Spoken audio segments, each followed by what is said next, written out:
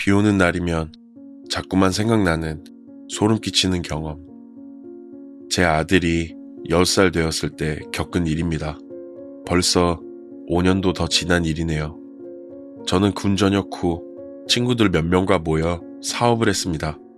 물론 어린 나이였고 계획 없이 시작한 사업이라 초반에는 잘 되는 듯 보였지만 2년도 되지 않아 망하게 되었죠. 그리고는 아이가 돌이 되기 전이었는데 저는 와이프와 이혼까지 하게 되었습니다. 아이는 제가 키우게 되었고 어린 나이에 제 인생이 끝인 줄만 알았습니다. 한 2년 정도 아무것도 못하고 부모님의 짐이 되어 아이도 신경 쓰지 못하고 그렇게 살았습니다. 그러다 아이가 커가는 걸 보면서 부모님의 모습과 망가질 대로 망가진 제 모습을 보며 정신 차려야지 생각을 했습니다. 그리곤 친구가 일하던 광고 관련 회사에 출근하기 시작했고 그 회사에 적응할 때쯤 배달 대행 일을 시작하게 됐죠. 아이가 커가면서 제 월급으로 어머니와 아이까지 함께 살기 너무 힘든 상황이었기에 출퇴근용으로 스쿠터를 타고 다녔던 저는 준비할 것도 없이 퇴근 후 서너 시간 정도 아르바이트 겸 일을 했습니다. 그 사건이 있었던 날도 평상시처럼 퇴근을 했던 날이었습니다. 퇴근길에 비가 조금씩 내리기 시작했고 저는 집에 도착해 아들과 1시간 정도 시간을 보내고 나서 우비를 대충 챙겨 입고 저는 배달 알바를 하러 출발을 했습니다. 그리고 부슬비를 맞아가며 일을 시작했죠.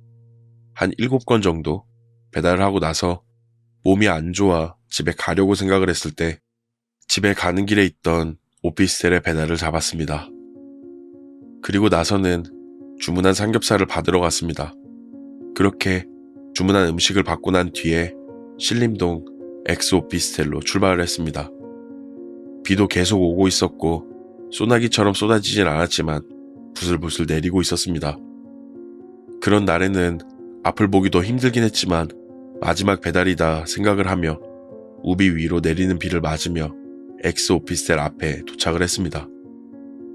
8층에서 주문한 것을 보았고 입구 비밀번호까지 확인한 뒤에 번호를 누르고 들어갔습니다.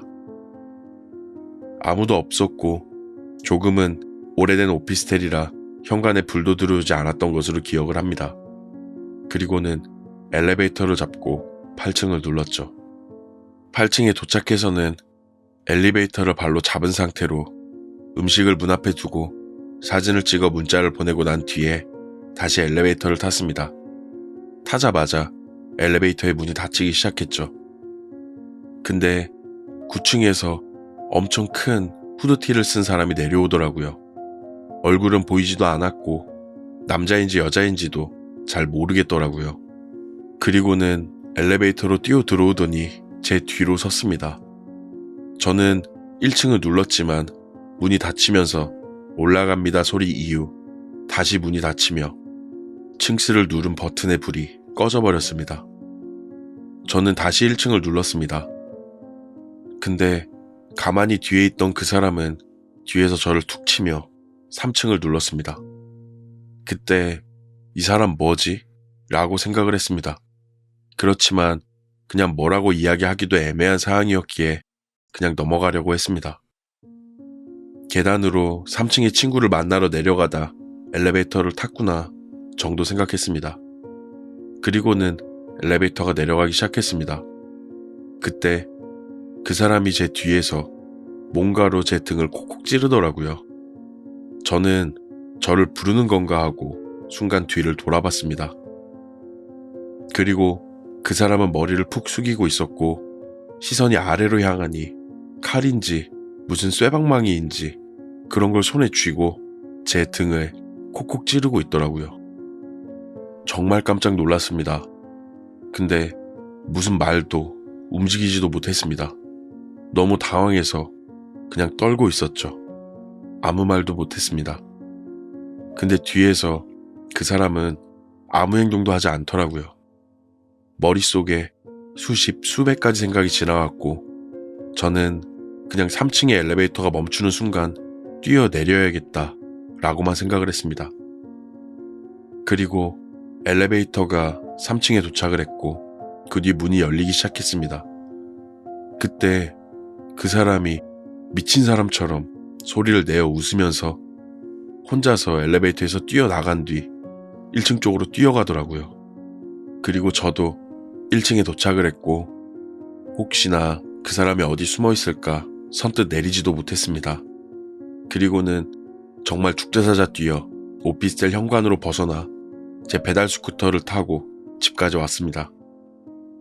집에 도착하고 나서도 저는 신고를 해야 하는지 말아야 하는지 정말 많은 고민을 했습니다. 너무나도 무서웠고 혹여나 또 마주칠까 내 스쿠터를 봤을까 생각이 들었습니다. 고민도 잠시 저는 결국 신고를 했습니다.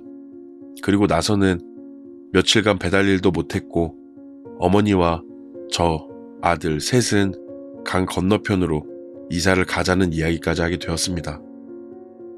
제 아이가 학교를 왔다 갔다 하면서 혹여나 마주칠까 정말 거기서는 못 살 것 같다는 생각이 들었습니다. 저는 다니던 직장도 그대로 다녔고 일주일 정도 쉬고 난 뒤부터 배달 일도 계속했습니다. 물론 그쪽 오피스텔뿐만 아니라 주택도 배달을 잡지 않았고 트라우마처럼 엘리베이터를 타면 가장 뒤편에 가서 서 있었습니다. 그리곤 2주 정도 지났을 때인가 그 오피스텔 계단 난간에 목을 메고 극단적 선택을 한 여자가 있다는 소문을 들었습니다. 경찰에서는 따로 연락이 없었지만 저는 그때 그 사람인가 라고 생각을 하고 있습니다. 살면서 다시는 경험하고 싶지 않은 정말 최악의 경험이었습니다.